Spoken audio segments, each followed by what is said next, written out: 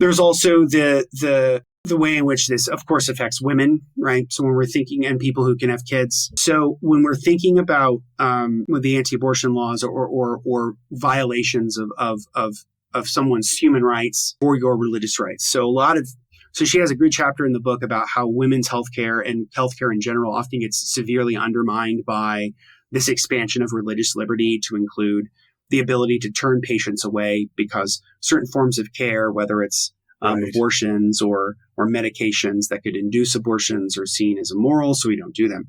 Because in America, a huge chunk of the hospitals are owned by Catholic organizations. So they have medical and they have moral directives that tell that so a woman can actively be having a miscarriage. The fetus can be dead inside her, and it could be going septic, and she could always dying before they actually do anything. And the author, Catherine Stewart, actually shares her own personal story of having this problem where she had a miscarriage. And they turned her away multiple times from the Catholic hospital that she went to before she could receive care. And and she had lost so much of her blood and was near death that when she went home, her toddler didn't recognize her. She didn't. Her toddler didn't know who she was because she looked like she was so close to death. So this kind of stuff has a real world consequence. Yeah. Whether it's taking away money from public schools, jeopardizing the lives of women and children. She talks about another preacher in this book called P.J. Smythe, who had decades of documented alleged sexual and physical abuse against children. So you have all of that going hand in hand, right? And so I think we live in a society that is very tolerant in a lot of ways. And I think that's a good thing.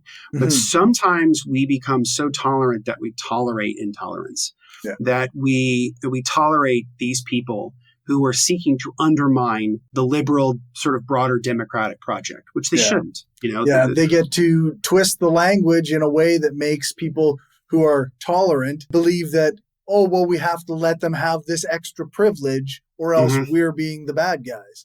And exactly, it's all just a dishonest framing of the way that things are supposed to work. And in American politics, the right frame the debate and the left tends to respond to the right's framing. Yeah. It's usually how it goes.